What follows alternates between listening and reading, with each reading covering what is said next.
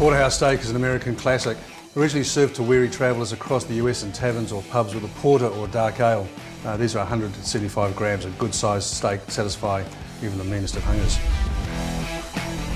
So the Porterhouse steak comes off the part of where the sirloin is, down that back part of the body through there.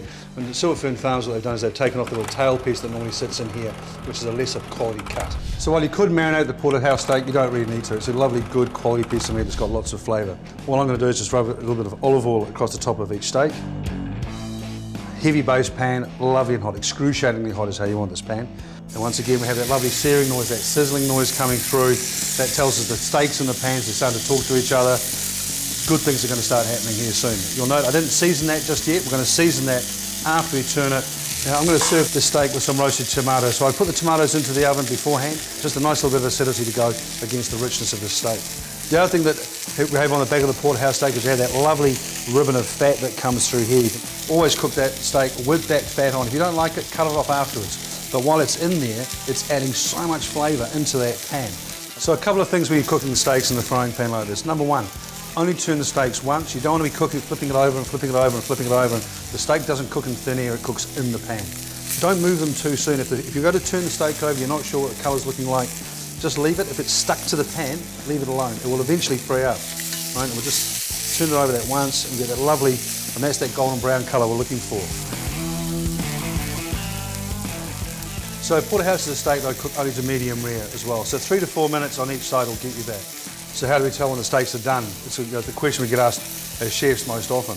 And it's quite simple. Unless you feel the steak like that. And the easiest way of doing it is bring the first finger and your thumb together and squeeze here in the palm of your hand. That's a rare steak. And if you move your finger and thumb next, feel it again, it's a medium rare steak. To your fourth finger, that's a medium. And finally to your little finger, that's well done. It's quite hard. And we're getting towards the end of the cooking time. I'm just going to add a couple of pieces of unsalted butter to it. Unsalted because I want to control the seasoning in there.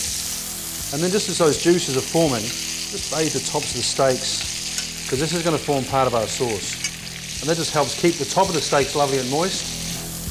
Now take our steak out, leave them to rest for a few minutes while we make our easy sauce. A couple of spoonfuls of beef stock. You could add water if you wanted to, or chicken stock. And really when you get the spoon in there, scrape it across the bottom of the pan. You want to pick up all those lovely, I call them stickings. They're all part of the flavour. Right, this is smelling really, really good. A little bit of a taste test. A little touch of salt, I think. And you simmer that down and just reduce it till it just starts to thicken up.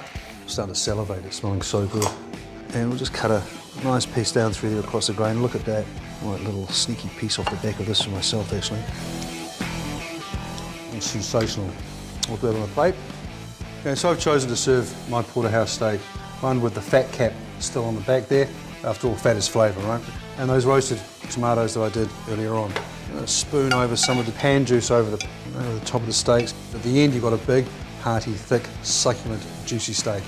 And the only thing I'd serve with this now would be a glass of porter ale.